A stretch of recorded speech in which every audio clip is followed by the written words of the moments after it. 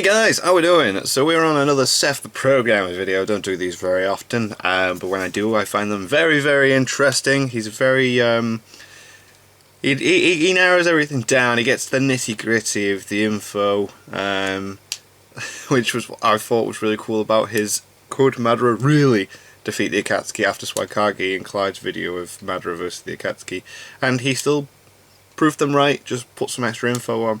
So as soon as I seen he's done a ranking the Uchiha for weakest and strongest, it's like, ooh, I'd like to see his opinion on this one. Obviously, I say obviously, it'd be a nice twist, wouldn't it, if he's not there, but Madara is going to be at the tippity top, Itachi is going to be close there, along with Obito. But where does he put everyone else? Well, let's find out, shall we? This is ranking the Uchiha from weakest to strongest. Okay. What? Okay. Nice. That's awesome. Hello everyone, Seth the Programmer here, and today we're going to be talking about the Uchiha clan. Uchiha We're going to be ranking them from weakest to strongest. This will be the main Uchiha clan members. There obviously are a few in filler and in the data books that you could go over. However, a lot of them are mainly featless, and it is really hard and contentious to scale them. Some honorable mentions obviously would be Shin Uchiha from Boruto. The problem with Shin is that Shin has some really edgy scaling with Sasuke, or Renegon Sasuke as an adult, because you could argue he has a certain percentage of his chakra left and that he scales to the Kage, and the Kage could fight Momoshiki, and I really just don't want to get into that with this video. I want to give you guys a little opinions out of it. You could also talk about Izuna Uchiha as well, and how hard it is to scale him because he's equal to Tobirama during the feudal age, at least in the data books, and during the feudal age you could argue Tobirama was simply weaker, and he got unquantifiably stronger when he became Hokage. Obviously he beat Izuna when he first discovered the flying Raijin, so he couldn't have been at his prime. So it's like, okay, well, how much stronger did Tobirama get? Really unquantifiable, right? Some people will also say Izuna was equal to MS Madara. However, those are mistranslations, and it does not coincide with the data book very well, since the data book states Tobirama and Izuna were equals, and that Tobirama was the right hand of Hashirama, and Hashirama was actually losing to Madara in the battle Izuna died in. A lot of people don't actually know that, but Hashirama was gasping for air in that battle, and Madara was not even remotely tired. And there's also the Uchiha who haven't shown feats, but they're very popular due to statements like Hikaku Uchiha, who in the data book was stated to be the most talented in his clan during the feudal age of Madara and Izuna. And then you have Kagami Uchiha, who was the grandfather of Shisui, who is very unknown, but I will talk about of these are quite at the unknown, end of the video. So after we go over the main list, which will be mainly factually based, right, then we'll go over the more opinionated side characters per se. Every list needs a real basis to kind of build off of, and I think the best basis I could come up with would be number 6 as Fugaku Uchiha, the father of Sasuke and Itachi. Right. One of the few Uchiha to own the Mangekyo Sharingan, was the chief of the Uchiha clan, was a plausible Hokage candidate at the time of Orochimaru in Minato, and was even confirmed to be strong enough to have been a terrible matchup for Itachi in the novels when he slayed the Uchiha clan and first obtained his Mangekyo Sharingan. It's even hinted Fugaku had the power to control the Nine Tails at one point. He could have used it in the coup if he wanted to after ripping it out of Naruto's body. He's a pretty powerful benchmark Uchiha and laid the foundation for the clan in an age where they were feared as the strongest clan in Konoha. However, he unfortunately doesn't have any crazy feats or anything else to really put him higher on this list, and we know very little about his maximum capabilities, so we'll just place him at number 6. Number 5 would have to be Shisui himself. This may make people actually heated, because some people think Shisui's like a god-tier Uchiha, and he's very beloved, and I understand, but I'll explain my reasoning for other people being above him later. For this, there are a few statements from OVAs in the manga that suggest Shisui is one of the most talented people in the Uchiha clan, to Danzo stating he's the strongest Uchiha in OVAs, to Itachi later on saying he was the greatest Genjutsu user of all time. This, along with his Susanoo and his insane body flicker speed that made him famous around the world, but he was so fast, at least from a raw feats and lore standpoint, with absolutely no evidence suggesting Fugaku would be stronger other than his chief position, which could be more so a trust and lineage kind of thing, or simply an experience thing. Number 4 for me would chronologically is definitely Itachi Uchiha. I put him above Shisui because in the OVAs it was suggested that Itachi was actually able to cop wins on Shisui here and there, and that Shisui only ever really beat Itachi when something was weighing heavily on his mind. This is further supported by the fact that Shisui is around on par with Danzo without his Susanoo, with Itachi, while reanimated and weakened, able to fight hand-to-hand versus KCM1 Naruto with only the Sharingan, with even Mangekyo Sharingan Sasuke being able to grab a few kills on a constantly regenerating and much stronger Sharingan arm Danzo that was spamming Izanagi during the 5 Summit, with Shisui being caught off guard and almost beaten by a Danzo using a single Izanagi in one OVA, and then also with Itachi being able to be a match and even save EMS Sasuke from Sage Mode Kabuto numerous times. EMS Sasuke would then go on to fight by a much stronger KCM Naruto later down the line. Itachi also has an insanely high IQ and skill with Genjutsu. Very clever man. As well. He also has the spirit weapons such as the Totsuka Blade and Yada Mirror that have insane stats compared to even other Susanoo that give him a massive advantage even over opponents who are more physically based, such as Orochimaru's Hydra transformation, allowing him to defeat a lot of them with little difficulty. His Mangekyo abilities were enough to scare Naruto, and even slapped the white-haired Nagato and burned his arms off with Amaterasu when he was on guard and prepared for it as well. And honestly, he's basically the main staple of the Uchiha for a lot of people in Naruto, so it makes sense that he would be like on the middle of the list, as obviously he doesn't scale to the end of the series, which had crazy power clipping, but he should be above a lot of the other Uchiha from the earlier arcs or ages of Naruto. Number 3 will have to be Obito. Obito being above Itachi is definitely a debatable topic in and of itself. However, this is not Obito with just the orange mask or even with just the Rinnegan or swirly Zetsu Obito. This would be Obito end of series or Obito as the 10-tailed Jinchuriki, since we are talking about the strongest Uchiha, we'd obviously be talking about their strongest stage forms.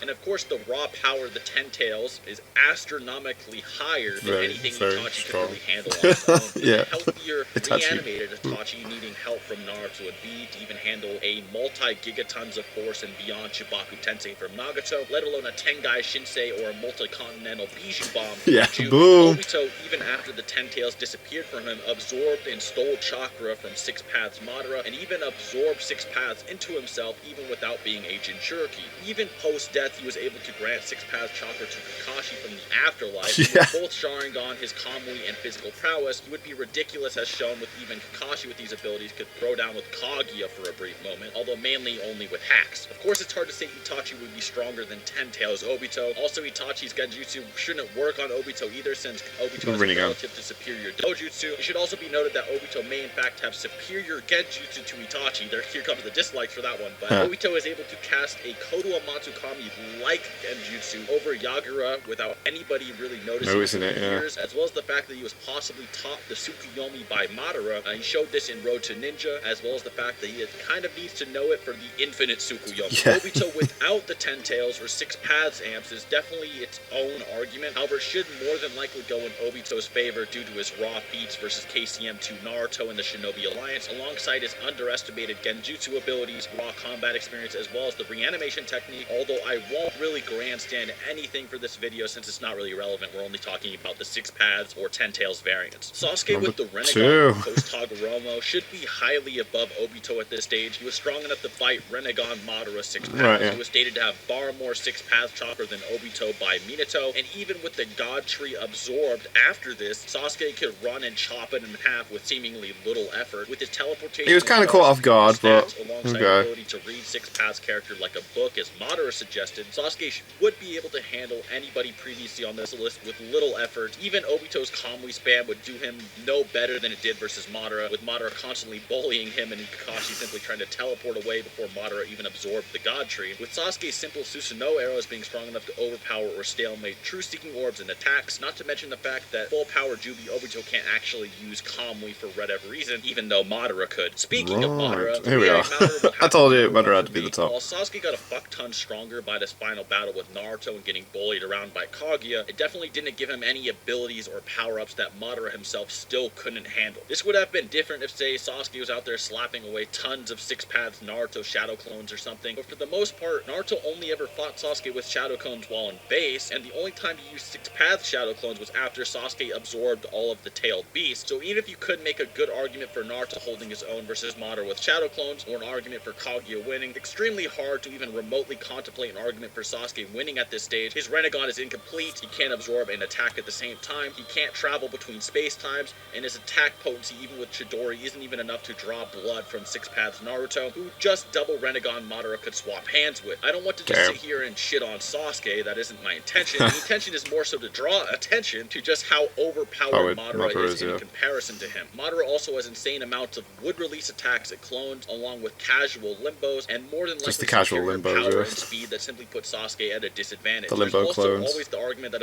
Madara could eventually put in work with his third eye, albeit that's questionable, and even removing Sasuke from the battlefield entirely if he did do it. Sasuke can maybe handle a few true-seeking attacks from Madara, however unlike Naruto, Madara can respawn these orbs, and Sasuke would have zero opportunity to be able to take all the tailed beasts from Madara in this situation. You could argue, okay Seth, well we're talking about the strongest forms of them, so shouldn't we be talking about the tailed beast absorb Sasuke? And if you want to go there, then Sasuke definitely has the chance to be number one. However, I looked at this more like a temporary amp to Sasuke's power. It did not seem permanent as it went away right after he shot his strongest jutsu, blah blah blah. But if you want to consider that, then it is possible he could be number one, but it's also important to realize that even if Madara got hit by an Indra's arrow, that it is possible that if really any part of him survived, or if he somehow absorbs it, blah blah blah, then it's not going to go in Sasuke's favor. So I would say Madara is more than likely higher, but Indra's arrow Sasuke could be above Madara just in raw power if you really want to go there, and I'm not going to take that away from Sasuke. So it is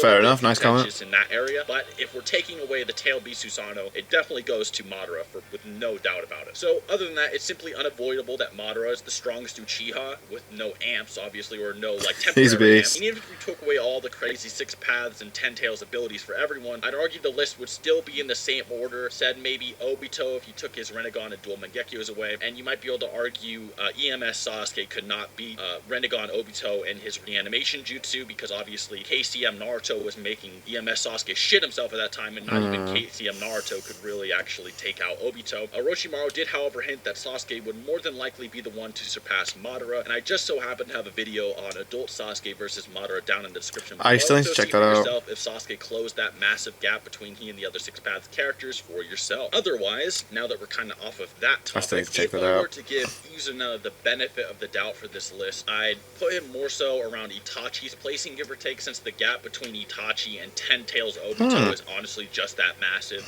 With Shisui's ancestor Kagami being around him and possibly superior to Shisui himself, as Shisui declares he's inferior to him actually, and Danzo mentions he had his life saved by him numerous times in his youth, with Shisui struggling with a much older and no Sharingan arm Danzo. It is possible, however, Shisui's just being respectful, and that Danzo got stronger over time, as well as the fact that just because someone saves you here or there on a team doesn't mean they are individually stronger than you are in a 1v1. He likely lower than Itachi would be below Izuna, since Hikaku is only stated the most talented, not the most powerful or fully developed Uchiha. I suppose, yeah, the wording is important. Madara was a rival for Hashirama at the time Hikaku was alive, and Hashirama was considered the strongest in the shinobi world. As well as most talented doesn't mean most powerful. Obviously, Itachi was far more talented than Sasuke, you know, age for age at the start. It doesn't necessarily mean that Itachi would always be more powerful than Sasuke. Shin Uchiha is absolutely ridiculous, and I left him off the video for a reason, as he's more so scales to possibly a 10 through 20% adult Sasuke in power, since Sasuke almost had enough chakra to teleport by the end of his battle with Shin, and Sasuke's teleportations take around 33% plus of his chakra, since he can only teleport twice before he gets It's weird that that's the only bit of Boruto that I know about because of the manga chapter that they released. But he could still use his Rinnegan abilities, as part of Naruto, the seventh Hokage and the Scarlet Spring. Shin was very confident in dealing with Naruto and Sasuke. Otherwise, I'm not going to make a full comment where I'd put Shin, and I'll leave that up to you all, since Boruto scaling is fucking ridiculous. But if you would like to learn more, that adult Sasuke video is always available. Like I said, I'm just trying to keep Boruto out of here if possible. And with that, I hope you all enjoyed, and till next time. Cool. Oh. Oh, it's his animated ending, isn't it? That looks so cool.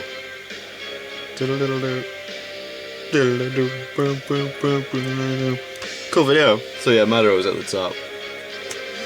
Decent. I like how he doesn't just go, right, this is number one, and then he like reasons why certain people are below each other, even like, you know, so he doesn't just go, right, number two because number one. He'd be like, and this person. I like how he was saying the people that weren't on the list, but then where he would possibly put them, but no real like feats or facts to back it up, so you know, it's not why they're not actually there on the list. He's really good at like discussing things as well, and then like possibilities as to if they had certain things, why they would be above there. Like so, giving Sasuke the arrow form thingamajigger, he would possibly be number 1 if he could use that all the time. But yeah, he only used it as a one-off, and so we don't know if that's a permanent thing.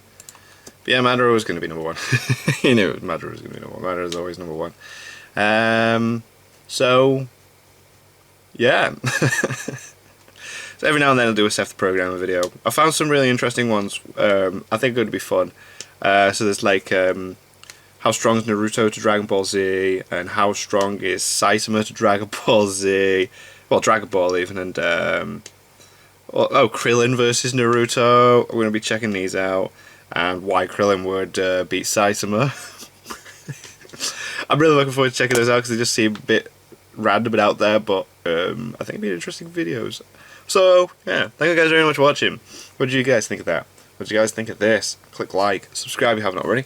Leave comments down below. Let me know what I should watch and discuss in future videos, and I'll see you guys. It's all you guys next time.